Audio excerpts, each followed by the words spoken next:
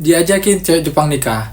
Jadi geng, ini pengalaman seorang temanku, kita sebut saja inisialnya si A.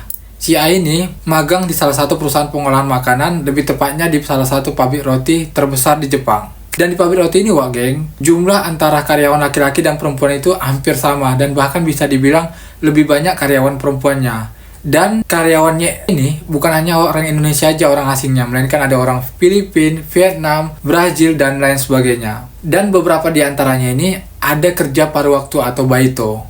Biasanya nih yang baito adalah perempuan yang udah menikah alias mak-mak. Ada salah satu mak-mak orang Jepang, usianya kurang lebih sekitar 58 atau 60-an lah gitu. Bisa dibilang obasang atau nenek-nenek ya gitu.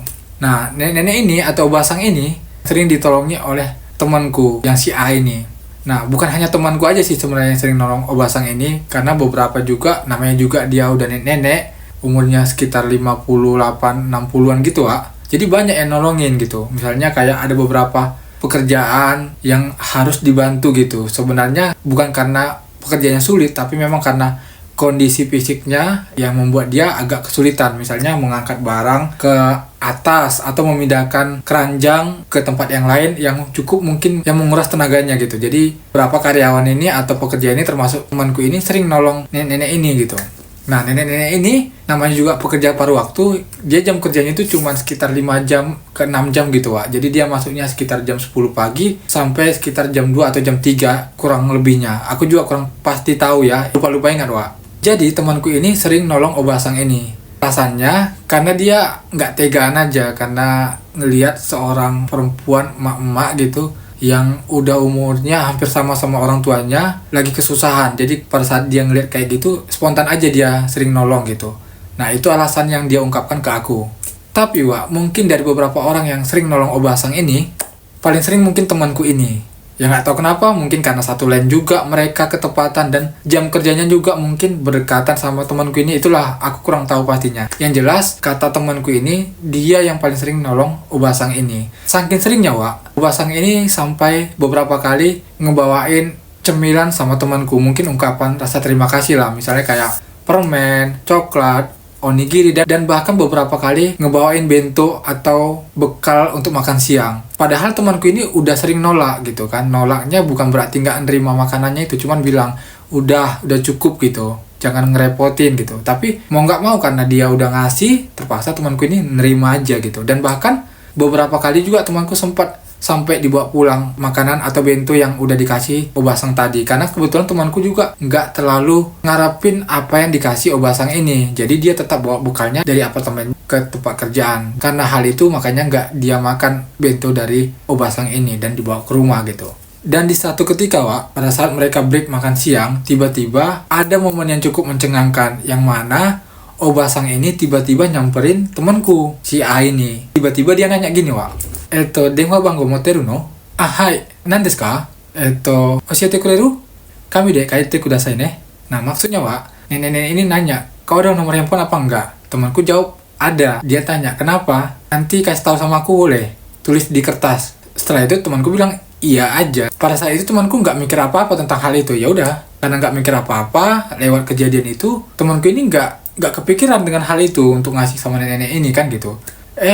Sekitar 2 atau 3 hari setelah pembicaraan tadi, tiba-tiba nenek-nenek nyamperin temanku pada saat kerja. Dia bilang, udah kau tulis nomor teleponnya, katanya gitu. Temanku ini bilang, aku lupa gitu. Ya udah, setelah itu nenek ini langsung nyamperin, nah ini kertasnya, tulis di sini nomornya, katanya gitu. Ya udah, pada saat itu temanku langsung nulis aja gitu, nggak mikir apa-apa. Dan juga dia karena udah nggak enak hati kan, masa udah 3 hari yang lewat diminta, temanku nggak ingat. Bahkan sampai obasang itu nanya langsung ke dia. Ya udah, ditulis dia. Setelah ditulis temanku tadi, obasang ini bilang, laisu ne musume kuru kara nanka anata to soka shite ageru yo. Kotoshi ne 30 sai ni achau kedo. Artinya, Wak, anak perempuanku minggu depan mau datang. Aku pengen kenalkan samamu. Cuman umurnya udah 23 tahun ini. Pada saat itu temanku bingung, karena nenek ini ngomong hal itu gitu. Dia nggak tahu mau jawab apa, saking bingungnya. Dia hanya cuman tersenyum biasa dan nggak ada jawab apa-apa sama sekali. Obasang ini mungkin karena pikiran orang Jepang, jadi dia mikir itu ya udah. Temanku ini nggak mau gitu, dan pembicaraan itu lewat gitu aja. Setelah pembicaraan itu berakhir, Wak, temanku ini sempat beberapa hari dan bahkan kurang lebih semingguan gitu kepikiran tentang pembicaraan yang disampaikan Obasang itu.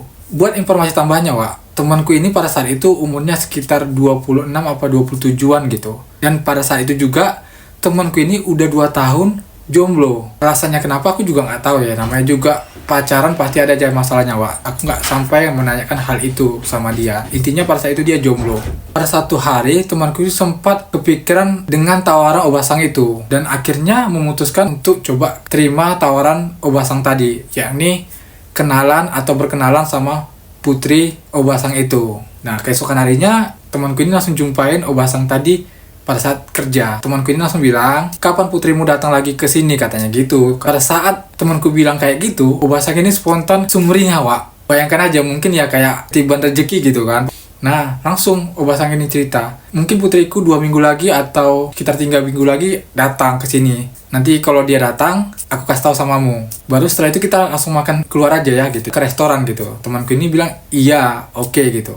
Selepas pembicaraan itu, balik bekerja lagi seperti biasa, dan sampailah pada hari H, Obasang ini jumpain temanku dan bilang, hari ini pulang jam berapa gitu. Temanku jawab, aku pulang sekitar jam segini-segini katanya gitu. Sekarang mau pulang, nanti sampai rumah aku balik lagi sama putriku untuk jemput kau. Kita menuju restoran untuk makan bareng. Ya, temanku ini jawabnya oke-oke aja, karena dia juga punya pilihan lain kan, selain hanya ikuti apa yang dibilang Obasang tadi. Sampai jam pulang, temanku ini langsung ke parkiran, tempat parkir mobil. Dan seperti biasa, Wak, kalau kita udah janjian sama orang Jepang, biasanya orang Jepang ini nggak akan pernah meleset dari waktunya gitu. Jadi mereka itu tepat waktu dan bahkan lebih cepat dari waktu yang dijanjikan. Jadi temanku ini sampai ke parkiran, ternyata Obasang tadi dan putrinya udah ada di parkiran, di dalam mobil. Dan kawanku ini nggak kepikiran kalau mobilnya itu, Wak, adalah sedan Toyota Crown. Kalau penampilannya ini biasa-biasa aja, nggak nyangka punya putri yang kayak gitu, stylenya gitu. Dan memang benar, mobilnya kayak gitu, dan stylenya juga, ya buat temanku, pangling lah, Wak. Pura-pura santai, padahal dalam hatinya dikdak-dikduk gitu kan. Mereka langsung pergi ke tempat tujuan untuk makan bareng. Saat makan bareng itu, Wak, ini namanya makan bareng, beberapa hal yang mereka ceritakan, tapi Obasang ini dan putrinya coba membuat bahasa yang sederhana sama temanku ini, dan akhirnya memang mereka nyambung. Dan di beberapa momen, Obasang ini sempat nanya sama temanku, "Nande damateru no?" gitu. Maksudnya, kenapa diam aja gitu. Ya temanku ini jawabnya, ya nggak apa-apa gitu. Padahal temanku ini karena malu. Mereka ketawa aja senyum-senyum, dan bahkan putrinya Obasang ini juga kayak udah ngerti lah, karena temanku ini pasti grogi gitu. Kenapa di grogi, Wak? Karena ternyata putrinya Obasang ini seorang guru di SD atau TK, Wak. Aku juga kurang tahu. Dan walaupun umurnya 33 tahunan gitu, tapi memang paten lah, Wak, gitu. Stylenya oke, dan memang sih wajahnya kata temanku nggak gimana-gimana ya, normal lah. Cuman stylenya dan juga bodinya lumayan atletis, gairahnya temanku gitu. Karena temanku ini nggak suka cewek-cewek yang istilahnya agak bongsoran gitu. Jadi connect lah sama kesukaan dia. Nah, makanya dia makin grogi gitu. Setelah pertemuan itu, temanku ini diantar pulang ke apartonya atau ke apartemennya. Lepas pertemuan itu, mereka itu nggak ada komunikasi apa-apa lagi. Karena temanku juga sebenarnya bingung dan gak percaya diri juga pada saat itu. Setelah udah ketemu, mana mungkin putri nenek itu atau putrinya Obasang itu mau sama temanku ini gitu. Temanku ini berpikirnya kayak gitu. Pada saat di perusahaan juga, Obasang ini gak ada ngomong apa-apa lagi sama temanku. Jadi temanku ini juga mikirnya, ya udahlah, mungkin gak tertarik nih gitu. Makanya gak ada komunikasi apa-apa lagi di esokan hari dan selanjutnya. Tapi, Wak, pada saat sekitar 2 atau 3 minggu setelah pertemuan itu, ternyata putrinya Obasang itu nelpon ke nomor temanku. Dan pada saat itu temanku nggak mau ngangkat karena nggak ada namanya kan, malas aja dia ngangkatnya. Tapi nggak tahu kenapa pada saat itu dia coba ngangkat, dan di situ temanku ini terkejut kalau yang nelpon itu adalah putrinya nenek itu. Yang mana, Wak, pembicaraan itu hanya sekedar ingin tanya kabar aja, dan lama-kelamaan mereka komunikasi lewat telepon, akhirnya mereka tukaran line dan sering kirim pesan melalui line. Sampai pada momen puncaknya, Wak, putrinya nenek ini ngomong sama temanku kalau dia pengen ngwujudin impian mamanya atau Obasang ini, yang mana mamanya atau Obasang ini segera ingin punya cucu.